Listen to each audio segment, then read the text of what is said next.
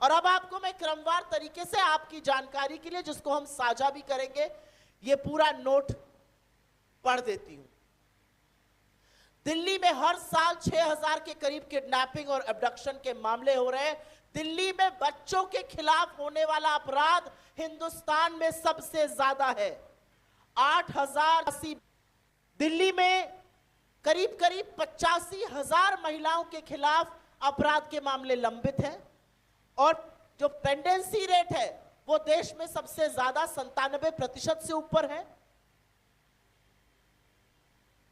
दिल्ली जैसे छोटे राज्य में हर साल 4,30,000 लोग अपराध का शिकार हो रहे हैं और यह चुनावी मुद्दा नहीं है। इस पर नहीं भिड़ते अरविंद केजरीवाल और भारतीय जनता पार्टी। इसको बोल दो तो जुगलबंदी होने लगती है, डुएट गाने लगते हैं। जब अपना मामला आएगा तो एलजी के यहां जाकर पैर पसारकर आप बड़ी बड़ी बातें करते हैं, तब आप धरना देने का ढोंग करते हैं। लेकिन जब महिलाओं का, बच्चों का, आम जन की सुरक्षा का मामला आएगा तो आपके मुंह पर ताला लग जाता है। क्यों? क्या महिलाओं का सम्मान, क्या महिलाओं की सुरक्षा, क्या बच्चों की सुरक्षा आपकी जिम्मेदारी नहीं है? किस मुंह से अमित शाह जी और किस मुंह से नरेंद्र मोदी जी दिल्ली में प्रचार करने उतरे हैं? 26 साल दिल्ली ने बाहर रखा है, फिर खदेड़े जाएंगे, क्योंकि दिल्ली समझती है कि आपकी देखरेख में, आपकी छत्र छाया में दिल्ली अपराध की कैपिटल बनी हुई है। विश्व में, पूरे विश्व में दिल्ली में जो क्राइम रेट है वो 14241, 1424, जो विश्व में सबसे अधिक है। जो क्राइम रेट विश्व का औसतन 258 है, दिल्ली का 1400 से ऊपर है। इसके लिए कौन जिम्मेदार है? इसके लिए आप और बीजेपी दोनों जिम्मेदार हैं। और इससे पहले कि आम आदमी पार्टी ये रोना रोए, क्योंकि रोना रोने की आदत है कि हम क्या करें, हमारे पास तो पुलिस नहीं है। अरे बगल के पंजाब में आपको पुलिस और प्रशासन दोनों मिला है। क्या हाल कर दिया आपने पंजाब का? असलियत यह है कि पंजाब के थानों में आज बम चल रहा है। असलियत यह है कि पंजाब की सुरक्षा व्यवस्था, कानून व्यवस्था पूरी तरह से ध्वस्त कर दी है। और जो लोग दिल्ली में वापस लौटने का दावा कर रहे हैं, जिनको 26 साल तक बाहर रखा गया है, उनका लेखा जोखा, उनकी कलई मैंने ऑलरेडी खोल दी है। अमित शाह जी को यह ज्यादा चिंता है कि एक 21 साल की लड़की किसी चीज पर बोल दे तो उसको दिल्ली पुलिस पकड़ने बेंगलोर पहुंच जाती है। लेकिन अमित शाह को यह चिंता नहीं है कि दिल्ली की हर महिला आशंकित है, आतंकित है, परेशान है, मैं घर से निकलूं मेरे साथ कुछ हो ना जाए। इसका जवाब कौन देगा? किसकी जवाबदेही है दिल्ली को लेकर? आज सवाल यह पूछा जाएगा।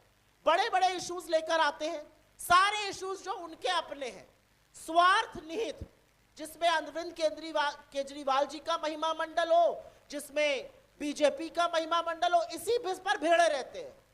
अरे दिल्ली समझ रही है, दिल्ली समझ रही है कि मुद्दों की राजनीति से आप कोसों दूर है। आप फर्जी वादे करते जाइए। दिल्ली पूछना चाहती है 11 साल में क्यों नहीं कर दिया ये सब।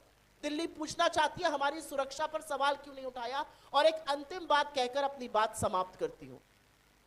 2012 में आप ही की तरह पत्रकार थी और पूरी निर्भीकता से ये जानते हुए कि केंद्र और दिल्ली की सरकार हर वो कदम उठा रही है जो निर्भया के अपराधियों के खिलाफ उठाना चाहिए, ये जानते हुए कि रात को 2:30 बजे जब निर्भया इलाज के लिए सिंगापुर जा रही थी तो टारमैक पर इस देश के प्रधानमंत्री, दिल्ली की मुख्यमंत्री और सोनिया जी मौजूद थे।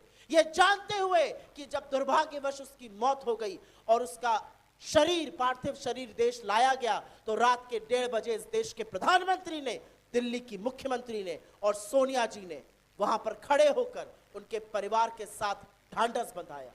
ये जानते हुए कि राहुल गांधी जी ने निर्भया के भाई का भरण पोषण का भार उठाया और कभी मीडिया में स्टोरी प्लांट नहीं करी कि उनका महिमा मंडन हो। यह सच भी तब सामने आने दिया गया जब निर्भया की मां ने खुद इस पर बोला कि मेरा बेटा पायलट आज राहुल गांधी की वजह से बना है। ये जानते हुए, ये सब जानते हुए, एक पत्रकार होते हुए दिल्ली के इंडिया गेट पर खड़े होकर पत्रकारिता करी, सवाल पूछे, लेकिन कभी देशद्रोह का मुकदमा नहीं लगा हमारे सामने। और अपने इर्द गिर्द बीजेपी वालों को देखा, अपने इर्द गिर्द आप वालों को देखा, लेकिन पिछले 11 साल से एक बार भी ना एक बीजेपी के मुंह से चू निकली, ना एक आपके मुंह से शब्द निकला, और बेधड़क अपराध बढ़ता रहा। जो गुना अपराध राष्ट्र की राजधानी दिल्ली में जो 80,000 होता था 2013 में, वो 3,20,000 पार कर गया, और इनमें से किसी के कान पर जू नहीं रहेंगी। आज सवाल यह है कि दिल्ली अपराध को बेधड़क होने पर, अपनी सुरक्षा पर आशंकित रहेगी या एक बड़ा फैसला करेगी।